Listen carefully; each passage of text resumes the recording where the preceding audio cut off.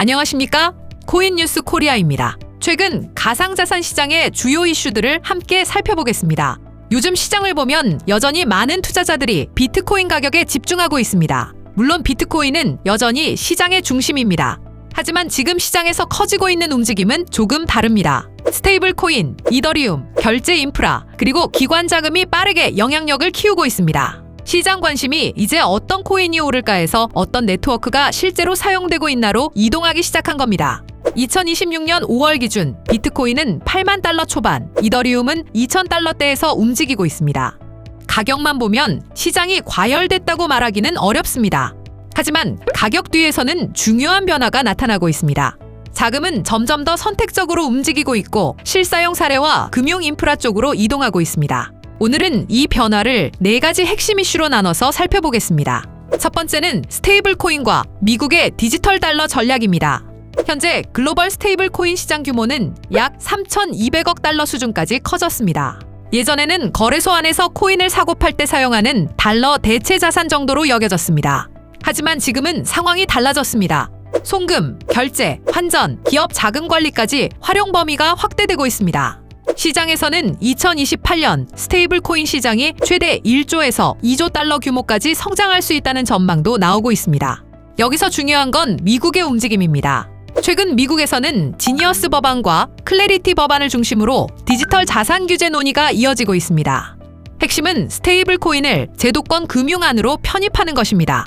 미국 입장에서 스테이블 코인은 디지털 달러 영향력을 확대할 수 있는 핵심 수단입니다. 또 발행사들은 사용자들이 맡긴 달러를 미국 단기 국채 등에 투자하고 있습니다. 대표적으로 테더 같은 발행사는 막대한 규모의 미국 국채를 보유하고 있습니다. 이제 스테이블 코인은 코인 시장 안에서만 움직이는 자산이 아니라 미국 달러 시스템과 연결되는 금융 인프라 이슈로 커지고 있습니다. 두 번째는 이더리움입니다. 현재 이더리움은 과거 최고가와 비교하면 아직 차이가 있습니다. 하지만 시장이 이더리움을 다시 보는 이유는 가격보다 역할 때문입니다. 스테이블 코인, 디파이, 토큰화 자산 상당수가 이더리움 네트워크 위에서 움직이고 있기 때문입니다. 현재 전체 스테이블 코인 공급량 가운데 절반 가까운 규모가 이더리움 기반으로 움직이고 있습니다. 최근에는 이더리움 현물 ETF에도 자금 유입이 다시 나타나고 있습니다. 5월 초 며칠 동안 약 2억 6천만 달러 규모 순유입이 발생하며 기관 수요 회복 기대를 키웠습니다.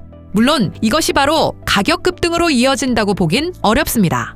하지만 시장에서 이더리움을 바라보는 시각이 달라지고 있다는 점은 중요합니다. 이제는 알트코인이라기보다 디지털 금융 인프라에 가까운 자산으로 보기 시작했다는 분석이 나오고 있습니다. 세 번째는 솔라나와 결제 인프라입니다. 최근 솔라나가 다시 주목받는 이유도 가격 때문만은 아닙니다. 솔라나는 빠른 처리 속도와 낮은 수수료를 기반으로 스테이블 코인 전송과 결제 영역에서 존재감을 키우고 있습니다. 대표적인 사례가 웨스턴 유니온입니다.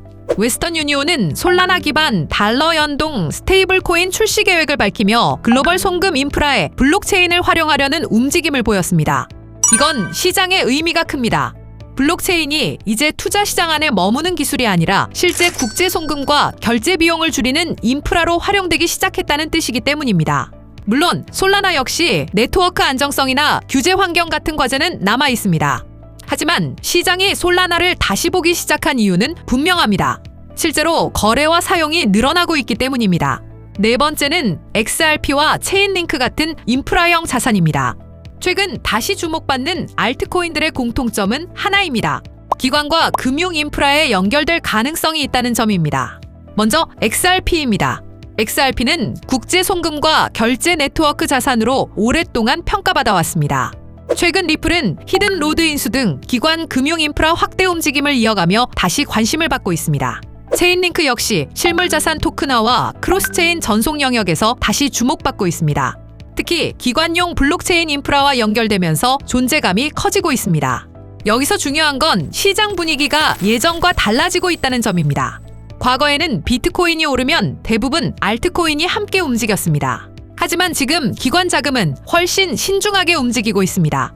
실제 사용 사례가 있는지, 규제와 연결될 수 있는지, 기업과 금융기관이 활용할 수 있는지를 더 중요하게 보기 시작했습니다.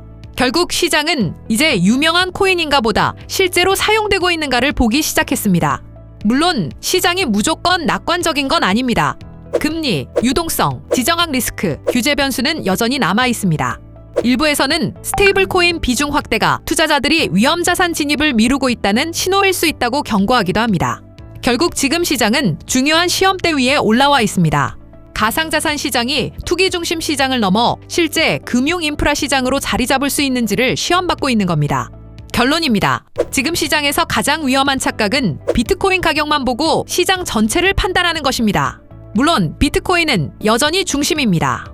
하지만 지금 시장 변화는 비트코인 하나만으로 설명하기 어려워지고 있습니다. 스테이블 코인 시장은 빠르게 커지고 있고 미국은 이를 제도권 금융안으로 편입하려 하고 있습니다.